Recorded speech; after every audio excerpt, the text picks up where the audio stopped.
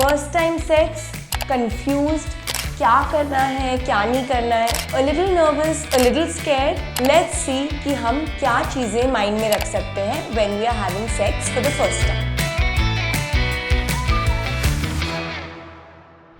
So, सबसे important और सबसे ज़रूरी है कंसेंट. कंसेंट जब आप अपने पार्टनर से डिस्कस करते हैं कि are you ready for sex, आपको सेक्स करना है या नहीं. I'm gonna need verbal consent. And then consent during the act.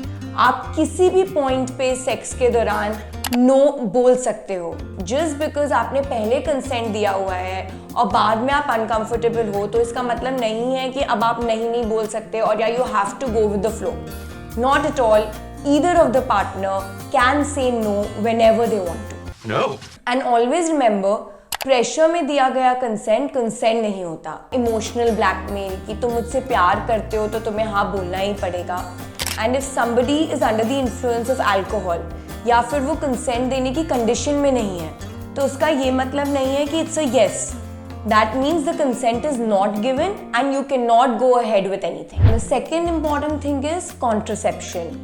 First time आप सेक्स कर रहे हैं, आपको बहुत कंफ्यूजन होता है कैसे कॉन्ट्रासेप्शन यूज़ करना है, क्या कॉन्ट्रासेप्शन यूज़ करना है. So if you're a male and female, obviously आपको कॉन्डम यूज़ करना ही करना है बिकॉज इससे नॉट ओनली आपको कॉन्ट्रासेप्शन मिल रहा है बट आपको STIs यानी कि सेक्शुअली ट्रांसमिटेड इन्फेक्शन से भी सेफ्टी मिल रही है. If you are male and male then also you have to use a condom.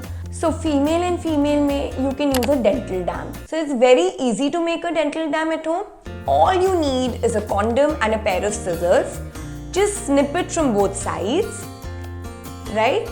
So that you have a rectangular thing ready. I'll just show it to you. एक side से you can cut it, the other side you can cut it, and then just use the same scissor and tear it from the middle.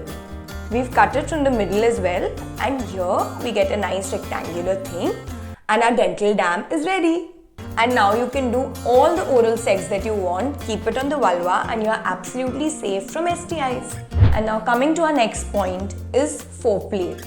Foreplay is very important and especially जब आप शुरुआत में sex कर रहे हो, आप बहुत unsure होते हो, आपको पता नहीं होता आपको क्या चीज़ अच्छी लगने वाली है, क्या चीज़ अच्छी नहीं लगने वाली है. I'm not very experienced. Me either. And that is when foreplay is equally important for both partners.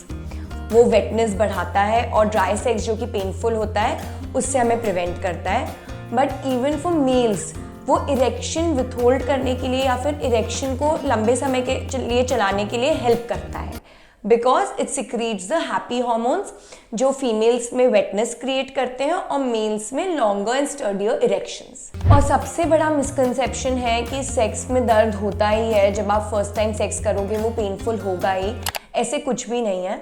With the right amount of foreplay और या फिर अगर फोरप्ले के बाद भी you are not aroused, you are not wet enough, you can always use a lubricant.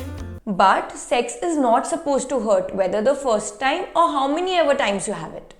And once that you're done with sex, always and always pee after sex because बहुत सारा bacteria from friction, from the penis, from your vagina can move to your urethra यानी कि जहाँ से आप pee करते हैं.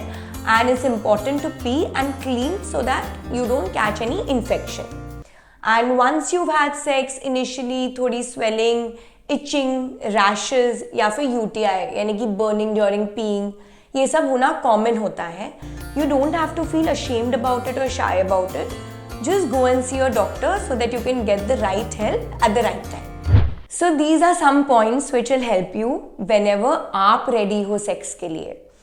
Please peer pressure में मत आना. जस्ट बिकॉज आपके फ्रेंड्स सेक्स कर चुके हैं तो ज़रूरी नहीं है आपको सेक्स करना है. एक बार आपने हाँ बोल दिया है सेक्स के लिए तो इसका मतलब नहीं है that you can't say no letter.